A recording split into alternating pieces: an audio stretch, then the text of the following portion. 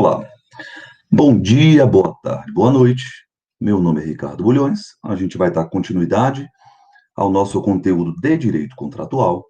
Estamos especificamente trabalhando com as exceções ao princípio da relatividade dos efeitos do contrato. Nós já trabalhamos com a estipulação em favor de terceiro e agora vamos falar da promessa de fato de terceiro. Então, sem perder tempo, bora dividir a tela. Pois bem, tela dividida. O assunto do nosso encontro de hoje é para falarmos da promessa de fato de terceiro. Olha que coisa interessante. Nós falamos, quando abordamos a estipulação em favor de terceiro, que é possível que duas partes, estipulante e promitente, formulem uma relação contratual, colocando enquanto beneficiário um terceiro que sequer, no primeiro momento, consentiu, anuiu, manifestou a sua vontade nesse sentido. A promessa de fato de terceiro também se refere a situações em que terceiros, que num primeiro momento não manifestaram a sua vontade, podem sentir os efeitos daquela relação contratual. Então, para que a gente possa entender a promessa de fato de terceiro, nós vamos começar com o nosso conceito. Abra o seu caderno e coloque que na promessa de fato de terceiro, a pessoa se compromete a obter o consentimento. Então, a promessa de que um terceiro vai consentir, a pessoa se compromete a obter o consentimento de uma terceira pessoa para a conclusão do contrato sem o ter recebido. Vamos pensar aqui em situações, vamos pensar aqui em exemplos. Digamos que um indivíduo, um aluno de uma sala de aula, ele está percebendo que a instituição está precisando de um palestrante, e aí esse sujeito procura a direção e ele se compromete que o seu colega, que o seu companheiro, ele vai palestrar naquele evento. Aqui nós temos uma situação em que uma pessoa formula uma relação contratual, uma relação negocial com uma outra parte, prometendo que um terceiro vai consentir, prometendo que um terceiro vai concluir aquele contrato. Um segundo exemplo que nós podemos dar é numa relação entre marido e mulher. Digamos que ambos trabalhem no mesmo local, e aí a mulher acaba se comprometendo, prometendo que o seu marido, que o seu esposo, vai formular, vai concluir, vai realizar determinado negócio jurídico. É interessante pensarmos, e a doutrina faz essa ressalva, aqui já vem a nossa primeira observação, que nos contratos em que estiver promessa de fato de terceiro, geralmente está imbuído ali uma relação de amizade ou uma relação familiar. Existe um elo de intimidade entre as partes. Porque perceba, uma pessoa promete que um terceiro vai concluir, finalizar, formalizar determinada relação contratual. É um instituto diferente da estipulação em favor de terceiro. Porque na estipulação em favor de terceiro, o terceiro ele vai tão somente ser o beneficiário de uma relação. Na promessa de fato de terceiro, o terceiro ele vai concluir, formalizar aquele negócio jurídico que foi prometido. Agora, olha que coisa interessante aqui. Antes da gente pensar no tópico mais importante no que se refere à promessa de fato de terceiro.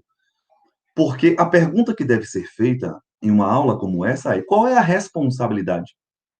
Se o terceiro ele não formalizar a relação contratual, se o terceiro ele não concluir, se o terceiro ele não consentir com a realização daquele contrato. Mas para que a gente fale antes de responsabilidade civil, a gente precisa primeiro fazer uma observação. Porque nós temos institutos que são correlatos à promessa de fato de terceiro. Eles são semelhantes, mas não devem ser confundidos com a promessa de fato de terceiro. Então, nesse tópico daqui, antes da gente falar das minúcias acerca da promessa de fato de terceiro, convém aqui a gente falar das semelhanças com outros institutos. Olha que coisa interessante aqui, eu vou trazer aqui alguns institutos. A fiança se assemelha com a promessa de fato de terceiro. Mas a fiança não deve ser confundida. Sabe por quê? Porque a fiança, ela é acessório em um contrato principal. É acessório. E a promessa de fato de terceiro, na verdade, ela é, na promessa, o terceiro, ele é o principal. Eu vou botar isso. Na promessa, o terceiro é o principal. Na relação contratual. Então, fiança não se confunde. O sujeito que é garantidor do cumprimento de obrigação, é isso que é a fiança, não se confunde com o instituto, com a relação contratual estipulada na promessa de fato de terceiro. Uma outra relação que se assemelha é a relação do mandato.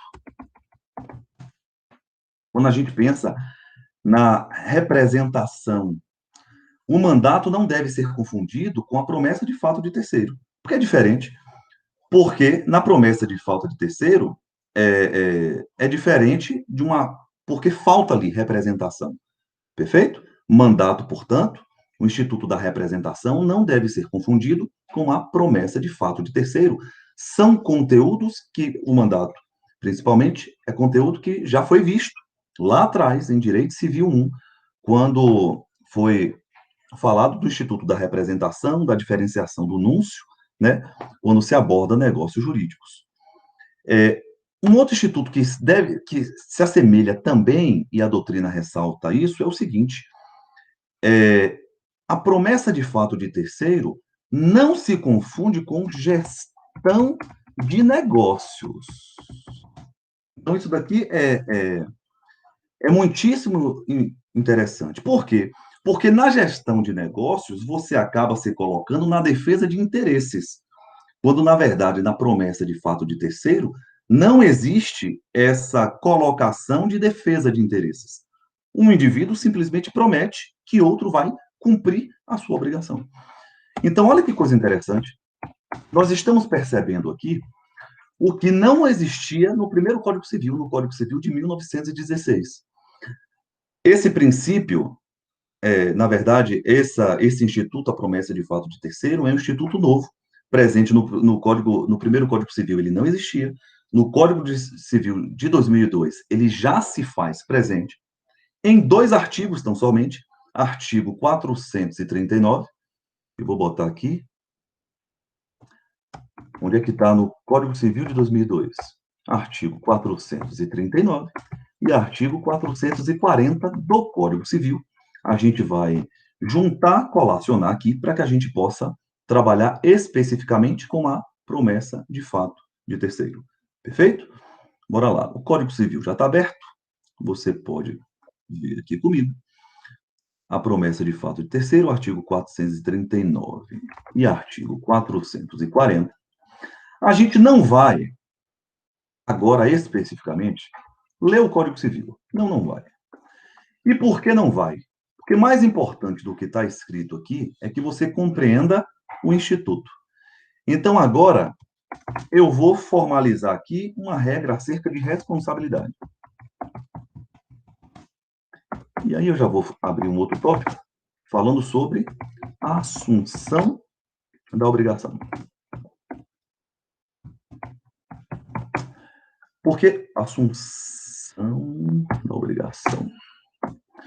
Porque, olha que coisa interessante. A primeira regra que você tem que ter na promessa de fato de terceiro é que o indivíduo que promete que determinada obrigação será formalizada, ele acaba se responsabilizando pelo não cumprimento da obrigação. Então, o que é que a gente vai botar do ponto de vista de responsabilidade? Que o promitente se obriga, barra, se responsabiliza pelo não cumprimento da obrigação. O sujeito, portanto, que promete, ele acaba se vinculando àquela obrigação. Perfeito? Então, digamos que eu prometa que determinado aluno vai assentar o piso de determinada obra. Eu não perguntei se ele pode ou não, mas existe ali um elo de intimidade. Se o indivíduo não formaliza aquele negócio jurídico, se ele não concretiza, eu serei responsável, eu, promitente, eu acabo me obrigando pelo não cumprimento da obrigação. Agora, olha que coisa legal, regra prevista no artigo 440 do Código Civil. A partir do momento que o indivíduo ele aceita cumprir aquela obrigação, essa assunção da obrigação, essa assunção da dívida, a partir do momento que o indivíduo assume esta obrigação, essa assunção libera o promitente. Então, olha que regra você está aprendendo aqui agora também comigo. Você está vendo comigo que a assunção da dívida libera o promitente. Aqui, a partir do momento que o indivíduo ele se manifesta a sua vontade, anuindo pela obrigação, há um deslocamento da responsabilidade. E aí o promitente, aquele sujeito que prometeu, ele acaba sendo liberado da sua obrigação. Essa é uma regra muito importante. Bora ver o artigo 439 e artigo 440, porque a gente vai trabalhar, eu vou pular o parágrafo único, porque tem uma regra específica acerca de proteção do cônjuge, e aí a gente vai dar continuidade ao nosso conteúdo. Perfeito? Vem comigo. Artigo 439. Aquele que tiver prometido fato de terceiro responderá pelas perdas e danos quando este não executar. Essa é a regra no que se refere à responsabilidade. O prometente se obriga e se responsabiliza pelo não cumprimento da obrigação. Agora, olha que coisa interessante. O artigo 440, ele traz uma outra regra, porque a partir do momento que há a assunção da dívida, você libera o prometente. Bora ver? Nenhuma obrigação haverá para quem se comprometer por outrem, se este, depois de se ter obrigado, faltar à prestação. Então, perceba aqui, para que a gente possa trabalhar especificamente com o que eu acho que é um pouquinho mais complicado, que é o parágrafo único do artigo 439. Digamos que eu prometa que uma namorada minha vai palestrar em determinado evento. A partir do momento que eu formalizo esse negócio jurídico, eu estou responsável pelo cumprimento da obrigação. Então, qual é a regra?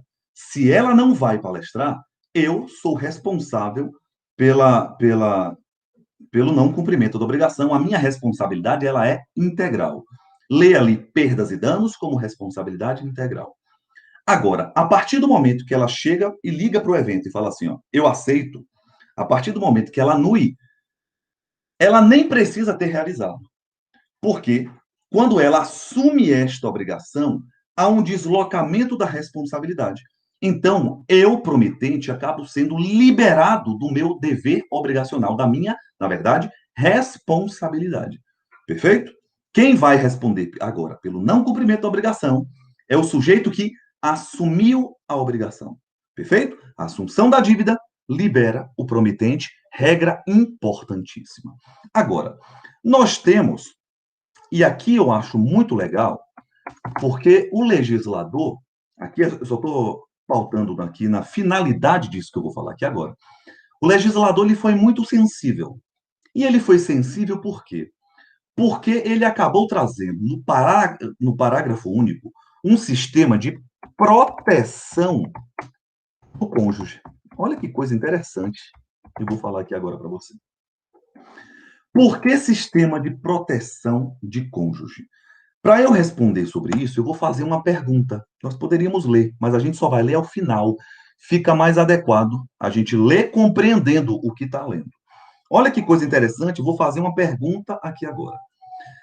Existe responsabilidade se o terceiro for cônjuge. Pense aqui comigo. Digamos que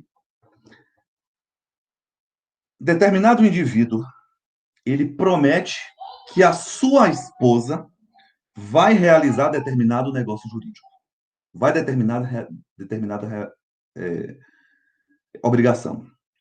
Só que essa moça, ela não realiza. Na verdade, ela sequer sabia dessa promessa de fato de terceiro. Aí a minha pergunta é: esse sujeito que é casado nessa união, eles poderão ser responsabilizados? Talvez você esteja se perguntando qual é a finalidade dessa pergunta. Por que Ricardo está perguntando sobre isso? A minha pergunta é o seguinte: porque perceba, como eles são casados, como nós temos aqui uma união conjugal, você entende que a responsabilidade do promitente acabaria afetando o patrimônio do outro cônjuge? Um cônjuge que, em algumas oportunidades, sequer sabia, agiu de boa fé. Será que o patrimônio desse cônjuge pode ser afetado pela promessa feita por esse cônjuge? A malícia da minha pergunta é exatamente essa. E a resposta para isso é que depende. Depende de quê, Ricardo? Depende, na verdade, do regime de bens. Nós temos regimes de bens. Regime de separação total de bens. Significa dizer que o que é de um não se comunica com o que é do outro. Nós temos um regime de comunhão total de bens. Significa dizer que o que é de um é de outro. E aqui há uma comunicação total do patrimônio. E existe um regime de comunhão parcial de bens.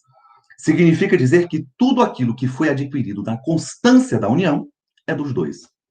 Então perceba, para eu pensar se pode haver ou não responsabilidade, eu devo perceber qual é o regime de bens atrelados naquela união. Por quê? Porque se for um regime de comunhão total, aqui não haverá responsabilidade para o promitente. Por que não haverá responsabilidade para o promitente? Porque, perceba, quando eu coloco na balança da justiça, pesa mais eu responsabilizar um indivíduo que agiu de boa fé, que sequer sabia daquela promessa, e aí você isenta aquele promitente, do que eu responsabilizar o promitente e acabar afetando o patrimônio de um indivíduo que agiu de boa fé, que sequer sabia daquela promessa. Então, a depender do regime de comunhão, se for parcial, vai depender do patrimônio que possa ser afetado. Se for uma comunhão total, o sujeito não será responsabilizado. Agora, se o sujeito for casado com separação total de bens, como você não tem uma comunicação de patrimônio, aquele cônjuge pode ser responsabilizado. Bora ver o que é que fala? Depois de ter compreendido o parágrafo único do artigo 439, vem comigo. Tal responsabilidade, a responsabilidade do promitente, é lógico, não existirá se o terceiro for cônjuge do promitente. Você já entendeu por quê? Porque pode haver uma afetação de patrimônio. Dependendo da sua anuência, o ato a ser praticado, e desde que, olha que coisa, pelo regime de casamento, a indenização, de algum modo, venha a recair sobre os seus bens. Então, o que você tem que saber é o seguinte: a depender do regime de casamento, aquele cônjuge, ou promitente, na verdade, não será responsabilizado. Por quê? Porque poderia afetar um patrimônio de um indivíduo que agiu de boa fé, que sequer consentiu, que não manifestou a sua vontade nesse sentido, e nós não podemos trabalhar com injustiças. Perfeito? Aqui também cabe uma observação, porque eu falei de regime de casamento, mas não falei de união estável. Talvez alguém se pergunte, Ricardo, e a questão do companheiro ou companheira? Como é que fica? Também se estende o rol de proteção na promessa de fato terceiro também para o companheiro? E a resposta para isso é sim, também. Nós não temos hierarquia aqui do ponto de vista de um indivíduo ser ser efetivamente casado ou está em união estável. Na verdade, o que você tem que saber é que o regime, quando se trata de união estável, o regime de bens é, legalmente, é isso que fala o Código Civil, é o regime parcial de bens. Então, significa dizer que também na união estável de bens, e também na união estável, você tem esse rol de proteção no que se refere à promessa de fato de terceiro. Nós finalizamos aqui o nosso conteúdo dessa aula. A gente volta no nosso próximo encontro falando do contrato à pessoa declarar. Agradeço a você, desejo um fortíssimo abraço, Deus te abençoe, tamo junto, valeu. Qualquer dúvida, me procure nas redes sociais. Tamo junto, valeu.